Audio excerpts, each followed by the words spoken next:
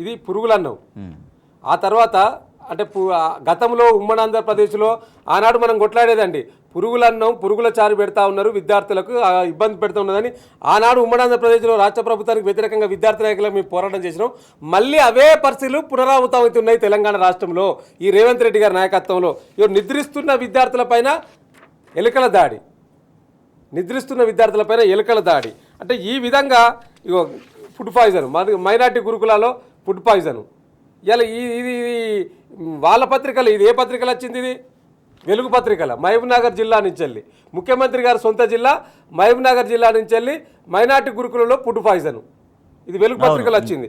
అంటే ఈ విధంగా పిల్లలు చూడు, ఇగో ఆసుపత్రుల పాలైన ఘోషణలు, ఇగో ఇట్లా మొత్తం ఇదైతే ఘోరం అండి. ఇది పెద్దాపూర్ మృత్యుఘోష.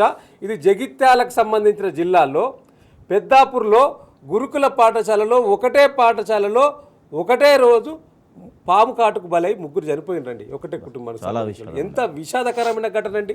అంటే పాము కాటలు, కుక్క కాట్లు, ఎలుక కాట్లు.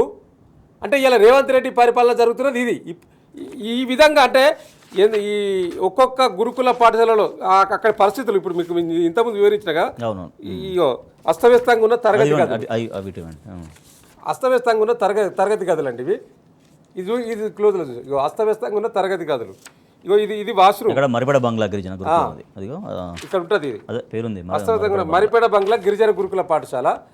ఇది చూపించండి. ఇది వాష్రూమ్. మీరు వెళ్ళినప్పుడు ఉన్నటువంటి వెళ్ళినప్పుడు మేము సందర్శించినప్పుడు ఇది వాష్రూమ్ సంబంధించింది. అది ఆసిఫాబాద్ జిల్లా వాంకిడి. శైలజ అనే అమ్మాయి చనిపోయిన హాస్టల్ దగ్గర మీరు షో చేసేది అది ఉంది, టైట్ కింద రాశారు అది. ఇది కూడా మరిపేడకు సంబంధించిందే.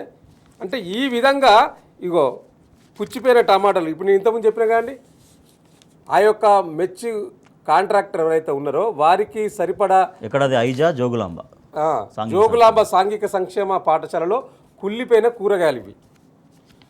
ఇగో డ్రైనేజ్ వ్యవస్థ. ఈ విధంగా డ్రైనేజ్ వ్యవస్థ ఉంటే పిల్లలకు జ్వరాలు వచ్చి ఆసుపత్రుల పాలైతే పట్టించుకునే పరిస్థితి లేదు. ఇక వాళ్ళ స్కిన్ ప్రాబ్లం చూడండి, వాళ్ళకి ఒక్కొక్క విద్యార్థికి ఏ విధంగా స్కిన్ ప్రాబ్లం వస్తుందో. వర్గాలు అది వర్గాలు. ఇక్కడ ఆ యొక్క హాస్టల్ బిల్డింగ్లు కూడా ఈ విధంగా కూలిపోయే దశలో, అంటే పిల్లల మీద పడతాయని. ఇది ఎక్కడ?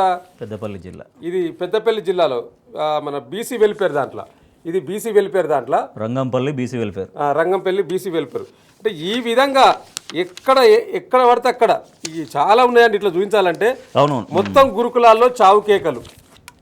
అంటే ఈ విధంగా ఈ రాష్ట్రంలో ఉన్న గురుకుల పాఠశాలలు దేశ భవిష్యత్తు తరగతి గదుల్లో నిర్మితం అవుతుందంటే ఇలా దేశ భవిష్యత్తు పక్కన పెట్టండి, కనీసం కాంగ్రెస్ పాలనలో విద్యార్థుల తరగతి గదుల్లో చదువుకునే నోచుకోలేని పరిస్థితి.